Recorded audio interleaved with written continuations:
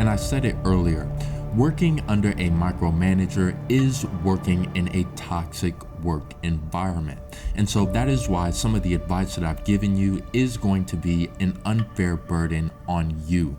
If you choose to go the path of trying to turn this relationship around, it is going to require some additional effort, and that is not always the best path forward. When you find yourself working under the thumb of a micromanager, it can feel suffocating and overbearing. Not only do you have to deal with unrealistic expectations as well as increased scrutiny, but you also have to make sure that your work is being seen and valued across the business. So in this video, we're going to walk through a few key tactical steps that you can take in order to manage up, in order to outmanage your micromanager. Before you can do anything effectively, you first have to be in the right state of mind. And so creating space in the relationship between you and your micromanager is going to be massively important. Now, one of the ways that you can do this is by scheduling 30-minute blocks on your calendar throughout the workday. You want to reserve time for personal, quiet, productive work, or maybe even to de-stress and re-strategize. Find a small conference room that you can work in, or maybe even take a walk. Also, if you're taking regular lunches with your micromanager, don't be afraid every once in a while to say, hey, I have to take a personal call during this lunch break. I'm going to take this one by myself.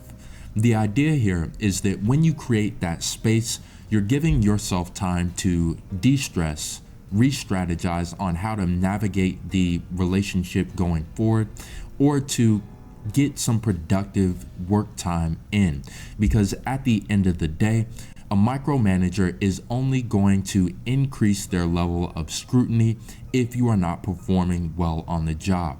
And so being a top performer, let me rephrase that, you don't have to be a top performer, but performing well on your job is going to create that foundation for you to renegotiate the relationship later. When you think about micromanagement at its foundation, it's really just the micromanager's need to proactively review your work. And so a typical scenario would look like your micromanager gives you a task to do. Before you even have time to think about that task, they then follow up with you to figure out the status of that task and likely to provide unsolicited advice on how to go about accomplishing it. And so as you begin to be able to preempt what your micromanager may come to you for in these instances, you want to start building trust in the relationship by communicating proactively with your micromanager early and often. And so, yes, I am suggesting that you take on an unfair burden. But by doing this, what you're doing is establishing that sense of trust in the micromanager's mind, because they will begin to understand that you are the type of person who takes note of a task that they give you, who starts thinking about that task before the micromanager has a chance to follow up with you, and you're surfacing your thought process, giving them the opportunity to help guide you in the direction that they want you to move. And eventually, as you build this rapport and this trust in the relationship with your micromanager, you will be able to play more of an advocate and negotiating role where you begin to dictate your own strategy. But again, this is an toxic relationship. It is an unfair scenario that you have been placed in. And so unfortunately, you do have to do a little bit of groundwork in terms of building that trust and rapport in the relationship in order to get yourself into a better state and relationship with your micromanager. As painful as it may be, building off of our previous point, you need to start building rapport and a relationship with your micromanager. You need to start building that trust. Oftentimes, when we find ourselves in a micromanagement scenario, the tendency is to withdraw. It is to reduce the level of communication only to that which is necessary. But when you find yourself being micromanaged, what you're really doing is working in a significant lack of context. All you know is that your micromanager keeps checking in, keeps checking in, but you don't know why. And so what you want to do is start having conversations with your micromanager to better understand their thought process, to understand their leadership style, and to seek to understand why they may have chosen a micromanagement approach in the first place.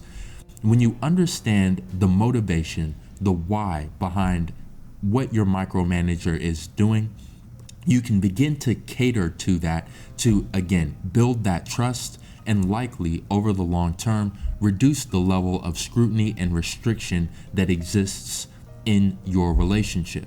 Again, this is going to be a tactical move of understanding why is the micromanager checking in, what are they looking for, what are they trying to achieve. But there is also the soft side, the personal side of this, which is once you have a personal relationship and dynamic with someone and you start to build that trust, they begin to give you space. They want to give you the opportunity to thrive. And so catering to the thought process of your micromanager, understanding it in the first place, are going to be crucial to progressing this environment that you're working under. And I spoke on this point earlier, but I really want to hone in on it now because it is going to be crucial to turn around a micromanagement situation. Oftentimes when a micromanager checks in, they want to understand, is this person doing the task that I assign them? Are they doing it on time? And how are they doing it? And so having a frequent conversation with your micromanager where you surface your priorities is going to be crucial. That is why communicating, this is what I'm doing, this is when I'm planning on having it done, is important. But also just having a session where you can lay out your plate. These are all of the things that I'm working on. These are all of the tasks that you've given me. This is my plan of attack in terms of prioritization and on how I'm going to execute each of these, is going to, again, provide your micromanager with visibility into your thought process, visibility into all the tasks and the timelines that you're working against. And this creates opportunity for your micromanager to say, hey, I don't need you to do this anymore, or hey, I need you to focus on this, or to provide direction on how to go about accomplishing those tasks. Really what you want to do here is reduce friction. If you go out and try to complete the wrong tasks from a priority standpoint and from your micromanager's perspective, that's going to create friction in the relationship, because then your micromanager is going to check in and say, no, I need you to do it this way. And so again, you want to be proactive in having that conversation. When you surface those priorities and allow space for the conversation of this is what I'm doing, when and how, this is going to help you build that trust and rapport with your micromanager, and hopefully they will begin to understand your thought process to the point where they no longer feel that they need to micromanage your work and your work day as closely as they previously have. And I said it earlier, working under a micromanager is working in a toxic work environment. And so that is why some of the advice that I've given you is going to be an unfair burden on you. If you choose to go the path of trying to turn this relationship around, it is going to require some additional effort, and that is not always the best path forward. War only ends when someone wins or chooses peace. And so you have to know when it's time to walk away. Two key indicators for this are, number one, ask yourself, am I making any progress in turning this micromanagement situation around?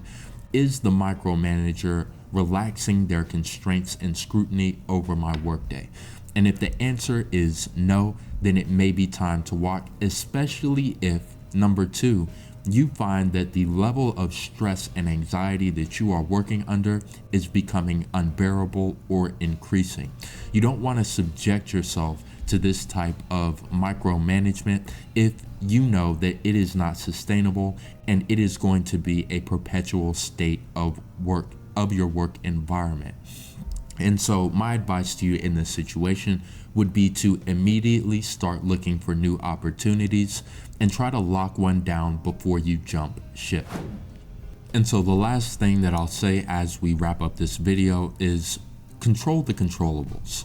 You can try to influence someone's behavior, but you can't control them. And so being able to accept that is also going to help you understand when it's time to walk away, but also to identify when your influence is being effective and you may be able to turn a situation around. And also make sure that you are celebrating your achievements, because typically in a micromanagement situation, there exists another dynamic where your micromanager may not celebrate your achievements, and they may even seek to take credit for the work that you do. And so it's important from a mental health standpoint that you celebrate your achievements, but also from a career development standpoint, because you need other people in the business to know that you are adding value. So celebrating your achievements is important. Listen, if you got value out of this video, please do hit the like button, subscribe to the channel, and hit the notification bell so you can be apprised of new content as it does drop weekly. And feel free to get in the comments. Let me know what your situation is, and if you have any other tips that might be helpful to other professionals as they seek to navigate this type of situation. Listen, if you don't believe that you can do better, I'm here to make sure that you know better. Upskill professionals, helping you forge a path upward.